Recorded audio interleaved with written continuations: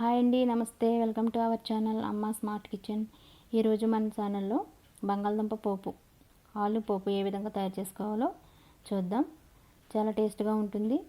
ఎప్పుడు కూర లేదంటే ఫ్రైలా కాకుండా ఈ విధంగా అప్పుడప్పుడు పోపు పెట్టుకుంటే చాలా టేస్ట్గా ఉంటుంది. పిల్లలు చాలా ఇష్టంగా తింటారు. చాలా త్వరగా అయిపోతుంది. దీనికి కావాల్సిన పదార్థాలు: బంగాళదుంపల్ని 4 ఈ విధంగా తీసుకుని శుభ్రంగా కడుక్కుని కుక్కర్లో పోసుకోవాలి. కుక్కర్లో వేసిన తర్వాత దానికి పెద్దవి అయితే 2గా ముక్కలు చేసుకోవాలి. ఈ విధంగా వాటర్ పోసి అందులో 1 స్పూన్ సాల్ట్ వేసుకోవాలి. ఈ విధంగా సాల్ట్ వేసుకున్న తర్వాత కుక్కర్ మూత పెట్టి స్టవ్ మీద పెట్టి 1 లేదా 2 విజిల్లు వచ్చేదాకా ఉడికించుకోవాలి. 1-2 విజిల్ అయితే సరిపోతుందండి. అంతకంటే ఎక్కువైతే బాగా పేస్ట్ లాగా అయిపోతాయి. ఈ విధంగా ఉడికిన తర్వాత ఉడికాయో లేదో చూద్దాం. ఎందుకంటే చాలా ఈజీగా తొందరగా అయిపోతుంది కుక్కర్లో అయితే. ఇప్పుడు ఆ వేడి నీళ్ళు తీసేసి చల్లటి నీళ్ళు పోసుకోవాలి. చల్లటి నీళ్ళు పోసుకున్న తర్వాత దానికి పైన పీల్ని తీసివేయాలి. ఈ విధంగా పీల్ తీసేసి మొత్తం అన్ని దుంపలు తీసేసి ఒక గిన్నెలో వేసుకోవాలి. ఒక గిన్నెలో వేసుకుని దాంట్లో తగినంత ఉప్పు,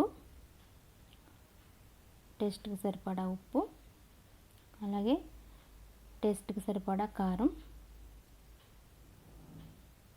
కొద్దిగా పసుపు వేసుకుని గట్టితో మిక్స్ చేసుకోవాలి. చేతితో కలపకూడదండి. చేతితో కలిపితే బాగా స్మాష్ అయిపోయి మెత్తగా అయిపోయి పేస్ట్ లాగా అయిపోతే అసలు బాగోదు. ఈ విధంగా గట్టితో అంటే అక్కడక్కడ చిన్న చిన్న ముక్కలుగా ఉంటుంది. మళ్ళీ మనం పోపు పెట్టుకున్న తర్వాత మంచిగా ఇంకా మెత్తగా అయిపోతుంది. ఇప్పుడు స్టవ్ ఆన్ చేసి ప్యాన్ పెట్టుకుని ప్యాన్ హీట్ అవనివ్వాలి. హీట్ అయిన తర్వాత ఆయిల్ కొంచెం ఎక్కువే పడుతుందండి. పోపు కదా, బంగాళదుంప పీల్ చేసుకుంటుంది. కొంచెం ఎక్కువే వేసుకోవాలి. ఆయిల్ కూడా బాగా హీట్ అవ్వాలి, బాగా కాగాలి.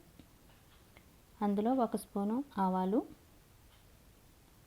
1 స్పూను మినపప్పు, 1 స్పూన్ పచ్చిశనగపప్పు, కొన్ని వేరుశనగ గుడ్లు వేసుకోవాలి.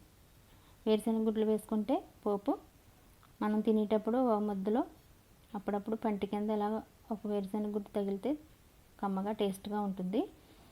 అదేవిధంగా 1 స్పూను జీలకర్ర. ఇవన్నీ వేసిన తర్వాత ఫ్లేమ్ తక్కువలో పెట్టాలండి. సిమ్లో పెట్టుకోవాలి. పోపు త్వరగా మాడిపోతుంది. బాగా వేయించుకోవాలి. స్లోగా పెట్టుకుని వేయించుకుంటేనే బాగా వేగుతాయండి. హైలో పెట్టినట్లయితే వెంటనే మాడిపోతాయి. ఈ విధంగా వేగిన తర్వాత కొన్ని పచ్చిమిర్చి ముక్కలు చిన్నగా ముక్కలు చేసుకుని వేసుకోవాలి. ఇవి కూడా బాగా వేగాలి. ఈ విధంగా వేయించుకున్న తర్వాత కొద్దిగా కరివేపాకు వేసి లిడ్ పెట్టేయాలి వెంటనే, లేదంటే నూనె అంతా బయటికి వెళ్ళిపోతుంది. ఈ విధంగా కరివేపాకు కూడా వేగిన తర్వాత మనం ముందుగా కలిపి పెట్టుకున్న బంగాళదుంప మిశ్రమాన్ని అందులో వేసుకుని బాగా మిక్స్ చేసుకోవాలి.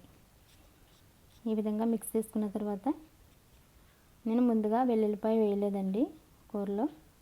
మనం పోపులో వేస్తే బాగోదు. ఈ విధంగా కచ్చపచ్చగా దంచుకొని ఈ విధంగా వేగేటప్పుడు వేసుకుంటే చాలా మంచి ఫ్లేవర్ వస్తుంది. చాలా బాగుంటుందండి టేస్ట్గా. లాస్ట్లో వేసుకుంటే పచ్చి వెల్లుల్లిపాయ. ఈ విధంగా వేసుకుని ఒక్క నిమిషం లిడ్ పెట్టుకోవాలండి. 1 నిమిషం మూత పెట్టుకుంటే మగ్గి బాగుంటుంది. సిమ్లోనే ఉంచాలి మూత పెట్టినప్పుడు. ఈ విధంగా 1 నిమిషం పెట్టుకుని తర్వాత మూత తీసేసి ఒకసారి కలుపుకోవాలి.